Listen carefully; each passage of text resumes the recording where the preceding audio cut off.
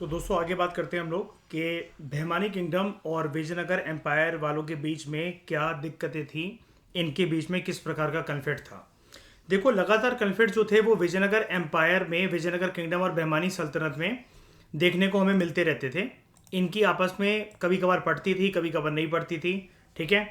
As their interest clashed in three separate and distant areas. अब हमें इन तीन areas को समझना पड़ेगा। अब ऑब्वियसली बात है, तीन एरियाज में अगर इनकी लड़ाई हो रही है तो उस रीजन के ऊपर कब्जा करने की लड़ाई हो रही होगी शायद से, है ना। समझते हैं इसको। Number one, over the control of Raichur Doab. Raichur Doab है कृष्णा और तुंगभद्रा के बीच में, और ये मेन अड्डा था विजयनगर एम्पायर की लोकेशन का, जिनकी कैपिटल क्या थी, हम्पी। तो रायचूर दोआब पर दोनों रीजन्स जो थे, जो दोनों के दोनों जो किंगडम थे वो इस रीजन पे कब्जा कब्जा पाना चाहते थे, बिकॉज यहाँ पर रिसोर्सेज बहुत ज़्यादा मिलते थे। This area was very fertile and rich in mineral resources. यहाँ पर एक एडेड एडवांटेज ये भी था रायचूर दोआब में, डायमंड माइंस जो है वो मिलती थी यहाँ पर गोलकोंडा की। They were located in the eastern part of this Raichur Doab region. Geography जो थी दोनों के दोनों किंगडम्स की, बहमानी किंगडम की और विजयनगर एम्पायर की, it was such that expansion was possible only across Tungabhadra in the Deccan. अगर वो और दक्षिण में अपनी पहल करना चाहते हैं तो वो कृष्णा ऊपर, तुंगभद्रा नीचे, तो तुंगभद्रा को उनको क्रॉस करना पड़ेगा।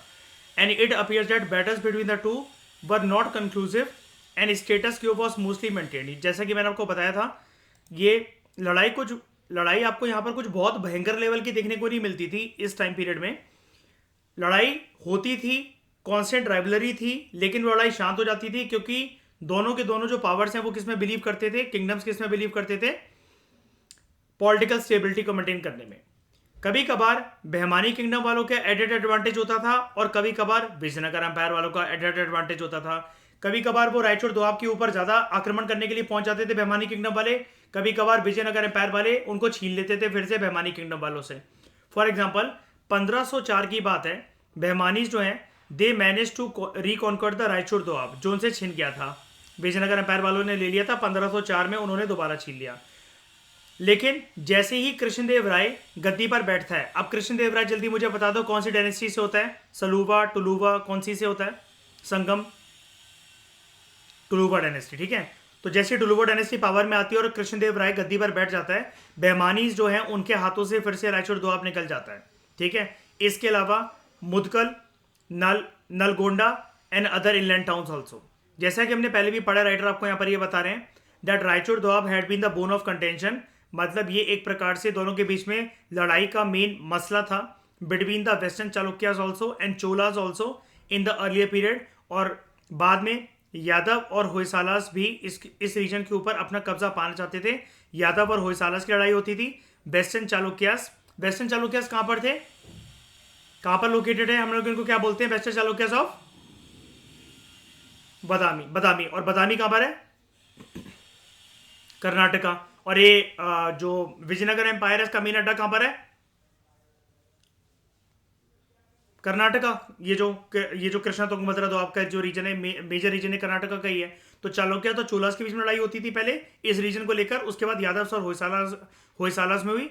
बाद में आगे चलकर और किसके बीच में आपको देखने को मिलती है, विजयनगर किंगडम और बहमानी सल्तनत के बीच में। ठीक है।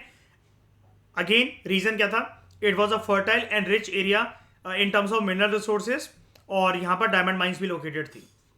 अब दूसरा हम जो पढ़ रहे थे कि क्लैश अलग अलग एरियाज में होता था, एक तो आपने देख लिया नंबर 1 रायचूर दोआब, दूसरा रीजन कृष्णा गोदावरी बेसिन। तो apart from being very fertile, ये काफी उपजाऊ रीजन था। This region had the additional advantage of control of foreign trade. ठीक है। As this stretch of land content numerous important ports that held the price key of foreign trade.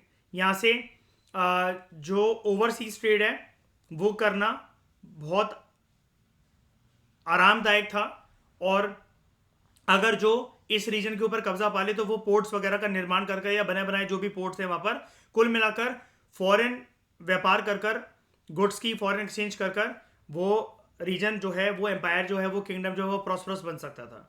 उसके बाद over the Marathwada region, in the Marathwada region main contention, main लड़ाई जो main conflict थी ये किसको लेकर थी, it was for the control of the Konkan belt.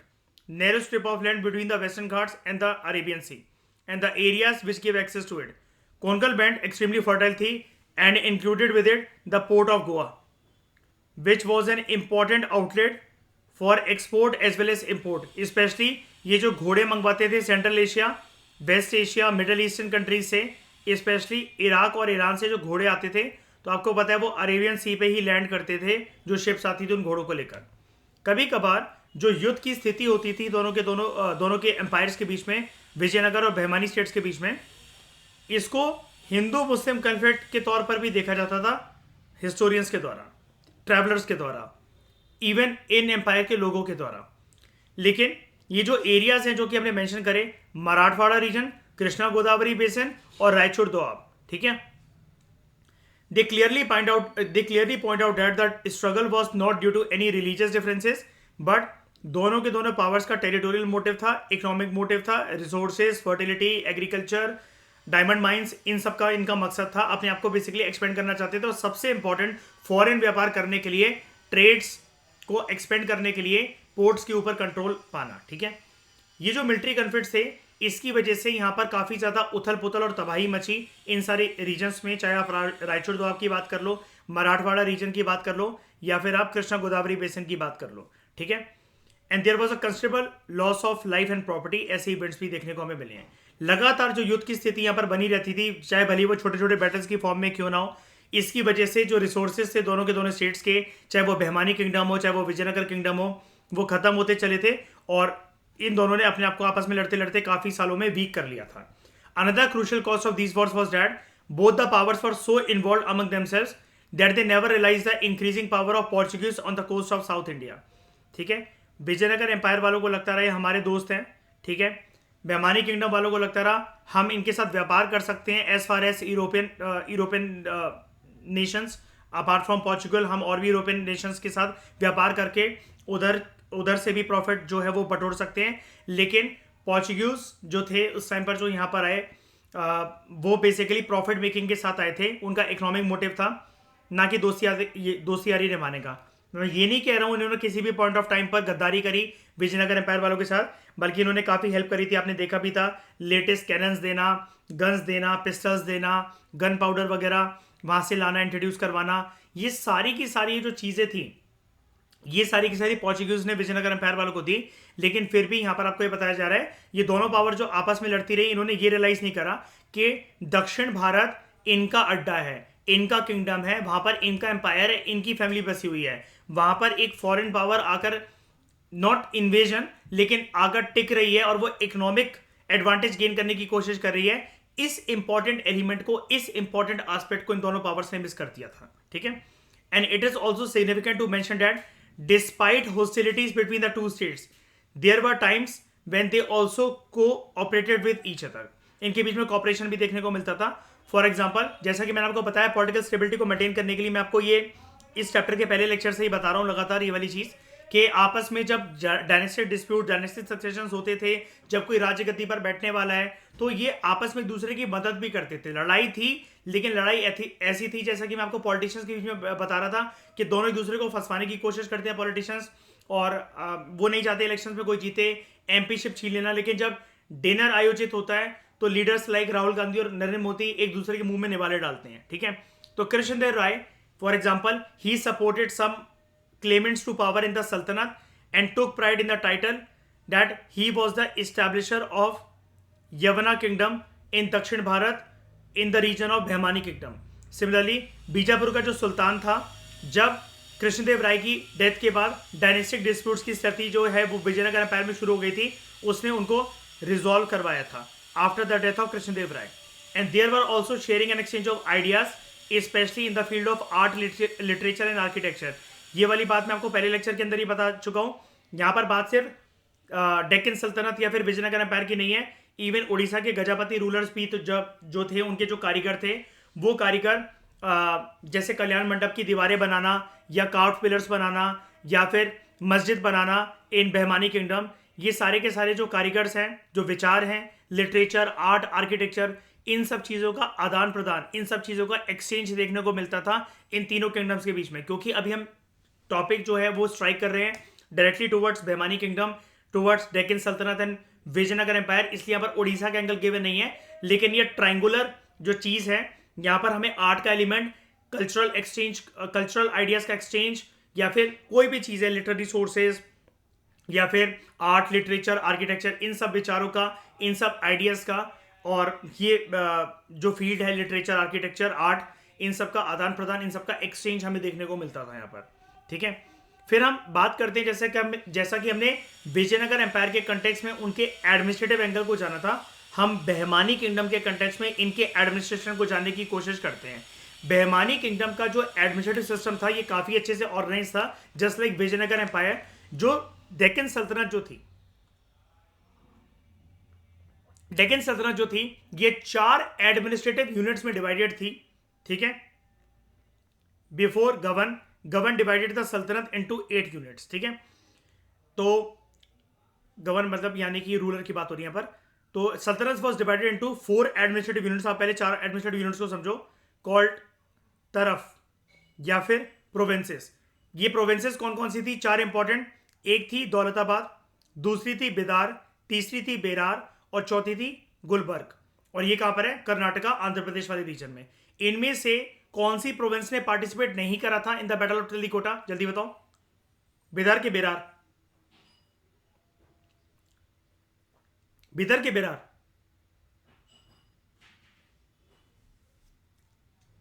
मैंने आपको बताया था। एक मिनट रुकना, इसको भूलना मत यार, ये इंपॉर्टेंट है। ठीक है, ये एस्पेक्ट बेरार ने पार्टिसिपेट नहीं करा था ऊपर। ठीक है, बेरार ने पार्टिसिपेट नहीं करा था।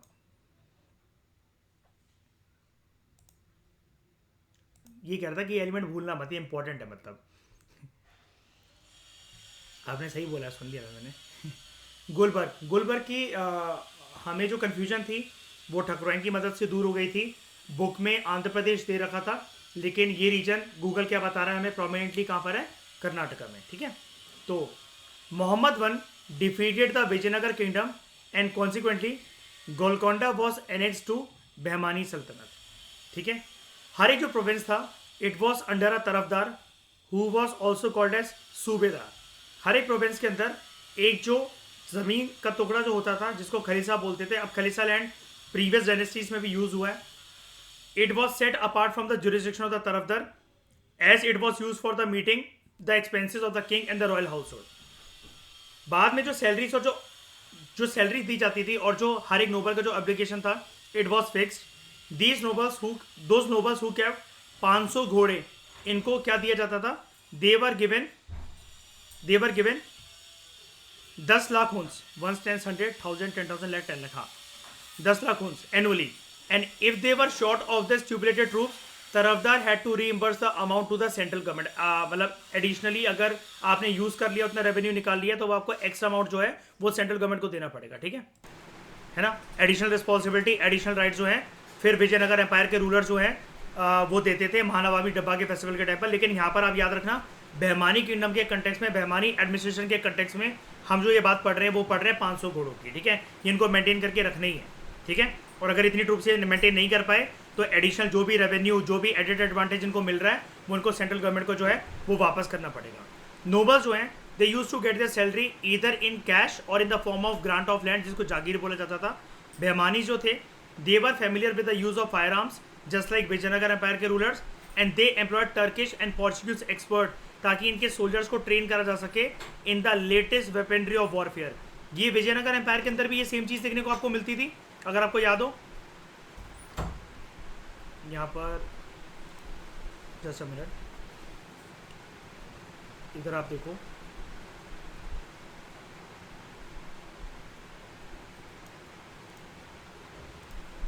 यहाँ पर आप देखो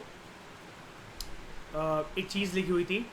हाँ, Vijayanagar state was also familiar with the use of firearms and they employed Turkish and Portuguese experts to train the soldiers in the latest weaponry of warfare. Same चीज़, ये सेम लाइन आप उठाकर बस विजयनगर स्टेट को यहाँ से replace करके आप बहमानी किंगडम को कर दो, तो यहाँ पर आपको देखो सेम चीज़ ये देखने को मिल रही है।